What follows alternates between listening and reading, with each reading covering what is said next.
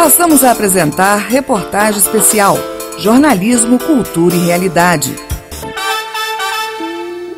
A Agência Nacional de Vigilância Sanitária, a Anvisa, aprovou um estudo clínico com produto de terapia avançada para tratamento da Covid-19. Segundo a autarquia, o estudo integra as fases 1 e 2 e é o primeiro controlado no Brasil e autorizado pela agência com células-tronco originadas de polpa de dente humano. Patrocinado pela empresa brasileira Celavita Pesquisas Científicas, a pesquisa tem como objetivo principal avaliar a segurança do uso do produto nesta célula e verificar a eficácia na melhora do quadro clínico e do perfil inflamatório do paciente com Covid-19 e hospitalizado sem suporte ventilatório. De acordo com a Anvisa, está prevista a participação de 90 pacientes e a pesquisa deve ser realizada em diversos centros clínicos brasileiros com a aprovação da Comissão Nacional de Ética em Pesquisa e será supervisionada por um comitê independente de monitoramento de segurança. Reportagem Tiago Marcolini.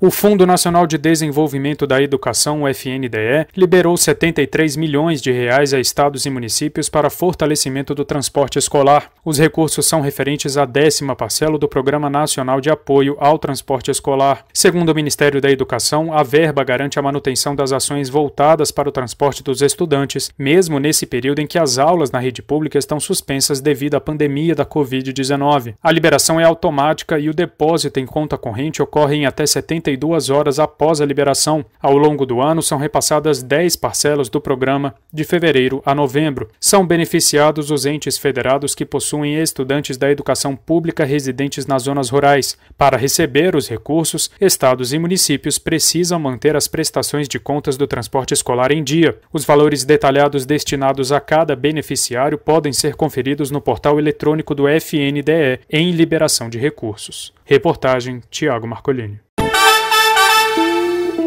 O Ministério Público Federal recorreu de decisão liminar que determinou a reintegração de Mariana Fernandes Pires à Universidade Federal de Uberlândia, possibilitando a participação dela nas aulas, atividades avaliativas e demais atividades acadêmicas. A estudante havia sido desligada após a Comissão de Heteroidentificação da Universidade ter concluído o procedimento administrativo de análise da autodeclaração feita por Mariana para ingressar na instituição. Aluna do curso de odontologia, ela se autodeclarou negra para ter direito à vaga destinada a pessoas que se enquadram na modalidade 3, para pretos, pardos e índios, do sistema de cotas. Nas redes sociais, a estudante se declara branca e loira. Após ter a matrícula cancelada, Mariana impetrou mandado de segurança e alegou ter ascendência negra, pedindo a anulação da portaria e do procedimento administrativo que concluiu que ela não apresenta as características necessárias à validação da condição para o sistema de cotas. Para o procurador da República, Onésio Soares Amaral, autor do recurso, a conduta da estudante chega a ser um escárnio para a sociedade, mas é especialmente cruel para com as pessoas negras. Reportagem Tiago Marcolini. O Tribunal Superior Eleitoral espera receber mais de 1 milhão de eleitores com deficiência no próximo dia 15 de novembro. Eles representam apenas 0,64% do eleitorado nacional, mas receberão atenção dobrada da Justiça Eleitoral nos próximos dias. Em 2016, os eleitores com deficiência eram 598.314. Nos últimos 4 anos, o TSE registrou um aumento de 93% destes votantes. Em todo o país, sessões eleitorais foram especialmente adaptadas para recebê-los. A cada pleito, a Justiça Eleitoral concentra seus esforços para propiciar condições de acessibilidade aos eleitores que necessitam de atenção especial. Serão mais de 45 mil sessões com acessibilidade. Em ano eleitoral, as pessoas com deficiência devem informar à Justiça Eleitoral impedimentos que dificultem o exercício do voto, tais como dificuldade de locomoção até visão, para que o local de votação possa ser preparado para atender às necessidades específicas do eleitor, com oferecimento de urna com fones de ouvido e rampa de acesso, entre outros. O eleitor com deficiência ou com mobilidade reduzida também tem preferência para votar, mas é observada a seguinte ordem: candidatos e seus auxiliares, servidores da Justiça Eleitoral, promotores eleitorais federais, policiais militares em serviço, eleitores maiores de 60 anos, enfermos, eleitores com deficiência ou com mobilidade reduzida e mulheres grávidas e lactantes. Nas eleições de 2020, pela primeira vez, os eleitores com deficiência visual ainda poderão ouvir o nome do candidato após digitar o número correspondente na urna eletrônica. Trata-se do recurso de sintetização de voz, tecnologia que transforma texto em som e simula como se a máquina fizesse o papel de uma pessoa lendo o conteúdo de algum documento. Reportagem Agatha Gonzaga. O Tribunal Eleitoral vai ceder mais de 1.000 baterias novas de urnas eletrônicas para o Tribunal Regional Eleitoral do Amapá, a fim de assegurar a realização de eleições no estado no dia 15 de novembro. O material está em Brasília e será transportado pela Força Aérea Brasileira. As tratativas estão em curso com o Ministério da Defesa. As baterias duram, em média, 10 horas, considerando as já existentes nas urnas e as extras que serão enviadas. Isso permitirá que as mesmas funcionem durante todo o processo de votação, que será das 7 horas da manhã às 17 horas no horário local. Reportagem Agatha Gonzaga.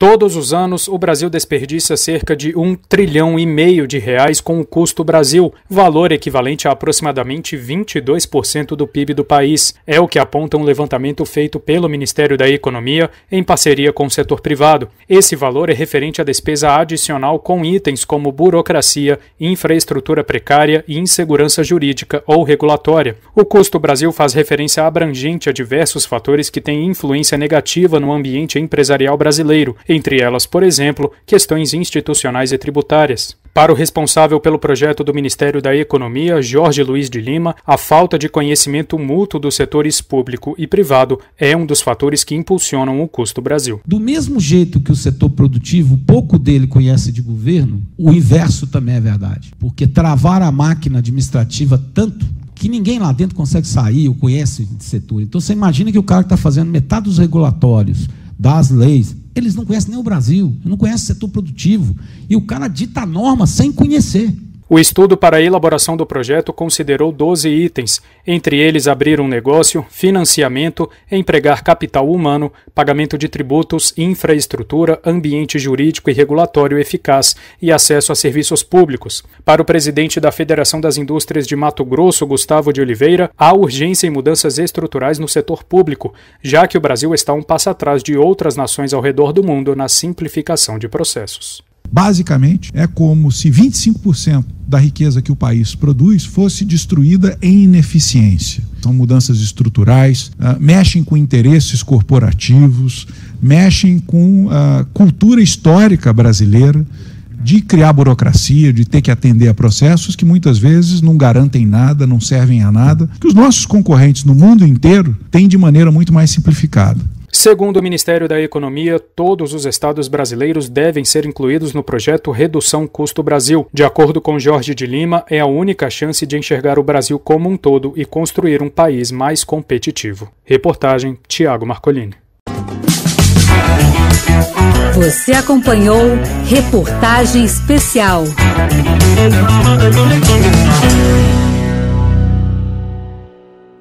Digital, a sua rádio.